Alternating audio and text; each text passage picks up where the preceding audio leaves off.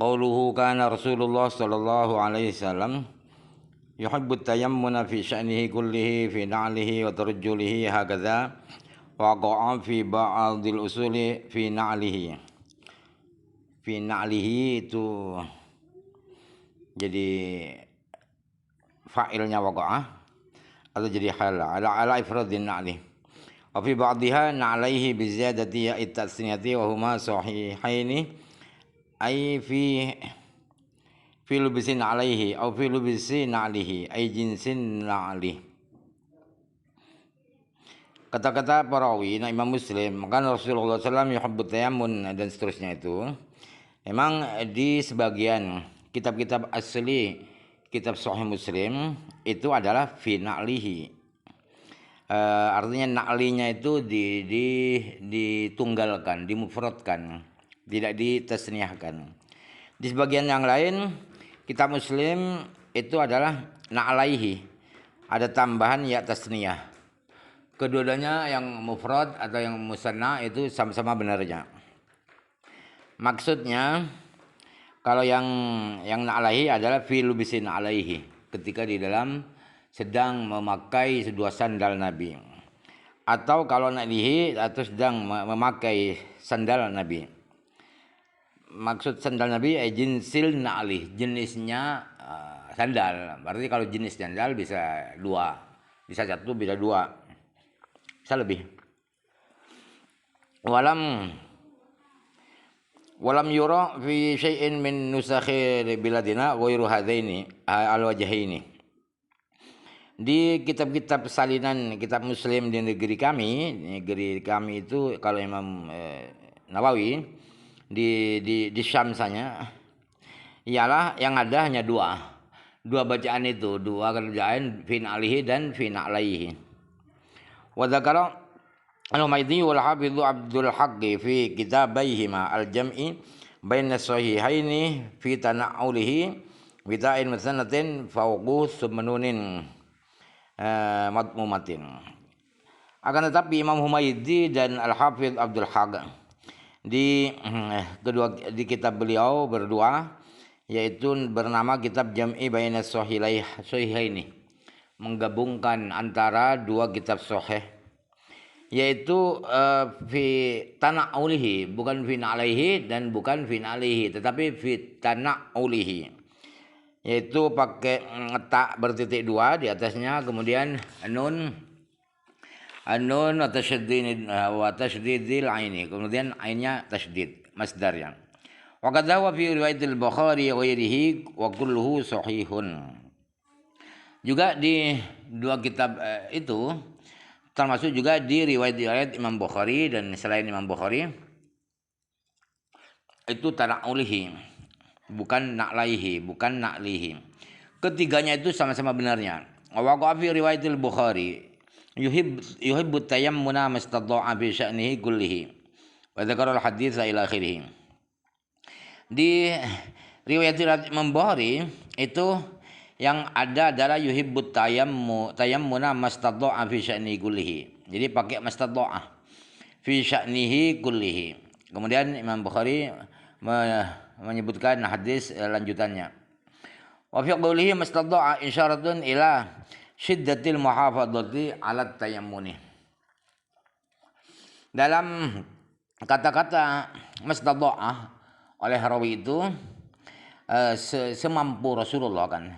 Rasulullah suka mendahulukan yang kanan semampunya di segala urusan Rasulullah. Berarti semampunya itu mengisyaratkan bahwa Rasulullah itu sangat perhatian, sangat menjaga urusan mendahulukan yang kanan-kanan. Wallahu alam. Babun nahyi anit takhalli fi dhariqi wad dhilali. Bab ini akan menerangkan larangan Nabi membuang air besar di jalan-jalan dan di naungan-naungan, di naungan pohon atau di naungan dinding. Qala haddatsana Yahya ibn Ayyub wa Qutaibah wa ibn Hujr jami'an an Ismailah ابن جعفر قال ابن أيوب حدثنا إسماعيل قال أخبرني على علاء ونبيه عن أبي هريرة أن رسول الله صلى الله عليه وسلم قال اتقوا اللعانين قال ومن لعنني يا رسول الله قال الذي تخلى في طريق الناس أو في ظلهم. Bahwa Rasulullah SAW bersabda, hindarilah dua perkara yang memicu kutukan, yang memicu kutukan orang lain. Para sahabat bertanya, apa itu maksudnya la'anani wahai Rasulullah? Rasulullah menjawab, la'anani itu pertama adalah orang yang membuang air besar di jalan yang dilewati manusia. Yang kedua di tempat berteduhnya manusia. Syarahnya. Qauluhu sallallahu alaihi wasallam ittaqul la'anaini qalu wa man la'anani ya Rasulullah qala alladzi takhalla fi dhariqin nasi aw fi dhillihim. Wa amma la'anani fa hakadha waqa fi muslimin waqa fi riwayat Abi Dawud ittaqul la'inaini wa riwayatani sahihatani. Adapun kata-kata la'anani itu memang demikian. Demikian wujudnya di kitab Sahih Muslim. Tetapi di riwayat Imam Abu Dawud yang ada adalah ittaqul la'inaini, bukan la'anaini. Kedua riwayat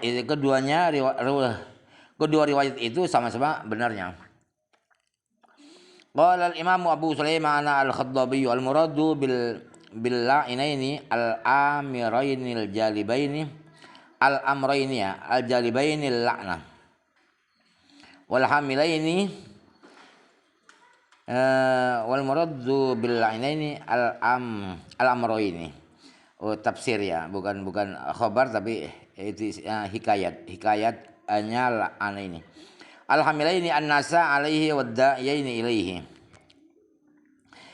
Imam Abu Sulaiman Al-Khattabi berkata, yang dimaksud dengan la'ina ini itu adalah dua perkara atau dua hal yang mendatangkan kutukan,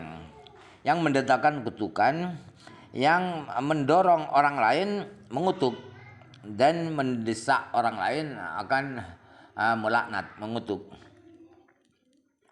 Wa dzalika anna man fa'alahuma syutima wa lu'ina. Yani adatun nasi la'nuhu. Falamma sara sababan lidzalika udhifa la'nu ilaihima. Kenapa diistilahkan dengan la'ina ini? Ialah alasannya karena orang yang melakukan keduanya, yaitu berbuang air besar di jalan-jalan atau di tetap naungan manusia, itu nanti akan dicaci maki, akan dimarahi orang itu dan akan dikutuk. Artinya kebiasaan manusia, kebiasaan orang-orang itu akan melaknat orang yang buang air besar di kedua tempat itu. Falamma sara sababan, ketika tindakan itu berbuang air besar di jalan-jalan di tempat teduh itu adalah penyebab orang mencaci maki, orang lain melaknat, maka laknat itu disandarkan pada tindakan itu. Qala wa qad yakunu al-la'inu bi ma'nal mal'uni bal mal'inu mawadi'ul la'ni. Kemudian kata Abu Sulaiman Al-Khattabi, kadang-kadang kata-kata lain itu bermakna mal'un. Lain itu mengutuk, yang mengutuk, mal'un yang dikutuk. Jadi la'in ini kedua orang yang dikutuk manusia. Kemudian malain artinya adalah tempat-tempat kutukan. Qultu fala hadza yakunu taqdiru ittaqul amraynil mal'una fa'iluhuma wa hadza ala riwayat Abi Dawud. Kemudian saya mau berkomentar, kata Imam Nawawi, kalau mengikuti penjelasan Abu Sulaiman Al-Khattabi ini berarti Berarti uraiannya. Uraian uraian hadis itu adalah begini. Hindarilah dua perkara yang pelaku dua perkara itu akan dilaknat orang. Ini kalau mengikuti riwayat Imam Abu Dawud. Wa amma riwayatu Muslimin fa ma'naha wallahu alam ittaqu fi'lal la'anaini ay sahibayil la'ni wa huma alladani yal'anuhuma nasu fil adati. Kalau mengikuti riwayat Imam Muslim yaitu la'anaini itu arti riwayat itu adalah, tapi Allah alam ya, adalah hindarilah perbuatan orang hal-hal yang suka mengutuk. Artinya maksudnya dua orang yang punya kutukan. Siapa dua orang yang punya kutukan? Itu adalah dua orang yang dikutuk oleh orang lain pada umumnya, biasanya. Wallahu alam. Qala Khattabi wa ghayruhu min al-ulama'i wal muradu bidhilli ma huna mustadhallun nasi alladhi ittakhaduhu maqilan wa munakhan yanzilunahu wa yaq'uduna fihi. Kemudian Imam Khattabi dan ulama yang lain berkata bahwa yang dimaksud dhil itu naungan ya, tempat teduh di hadis ini ialah tempat berteduhnya orang-orang yang oleh mereka tempat itu dibuat tempat tidur atau tempat mendudukkan onta atau kuda yang mereka tunggangi. Di mana mereka mampir di tempat teduh itu dan duduk-duduk di situ. Walaysa kullu dhillin yahrumul qu'udu tahtahu. Faqad qa'ada an-nabiy sallallahu alaihi wasallam tahta hayishin nakhli li hajatihi walau dhillun bila syakin Allah alam. Tidak setiap naungan, tidak setiap tempat naungan itu haram duduk di bawah naungan itu. Tidak secara mutlak haram. Buktinya karena Rasulullah SAW pernah duduk di kerumunan pohon kurma.